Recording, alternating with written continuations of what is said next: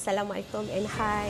Alhamdulillah, terima kasih Allah, terima kasih EYL kerana merealisasikan janji-janji untuk ke kempen yang dijanjikan. Alhamdulillah, dan saya berasa sangat gembira, sangat bersyukur kan, kerana dengan peluang yang saya dapat, yang saya dapat teroka dekat Bumi Sol ni, saya rasa mungkin saya tak dapat kat tempat lain. Okey, banyak benda yang saya belajar, banyak benda yang membuka minda saya dengan melihat culture di sini, macam mana orang-orang di sini, budaya mereka. Ia banyak membuka minda saya kan.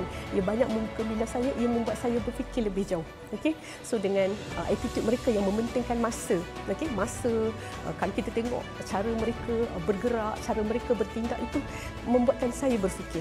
Okey, jadi di sini saya belajar sesuatu yang orang kata real, real, bukan bukan atas paper saja. Okey, jadi bila kita merasai sendiri, kita akan rasa macam sesuatu yang aku tak dapat di tempat lain. Okey, aku tak dapat di tempat lain.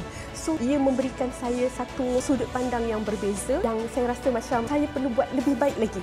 Saya perlu menjadi seorang leader yang lebih hebat lagi, lebih hebat lagi untuk membantu tim saya menjadi grow, untuk tim saya pergi lebih jauh. So pada saya, peluang ini adalah sesuatu peluang yang boleh membantu kita untuk membina diri kita. Okey, di sini saya mengajak, mengajak anda semua, untuk grablah, capailah segala kempen yang EYL sediakan. Kan, orang kata peluang terhidang depan mata. Kenapa nak tengok saja?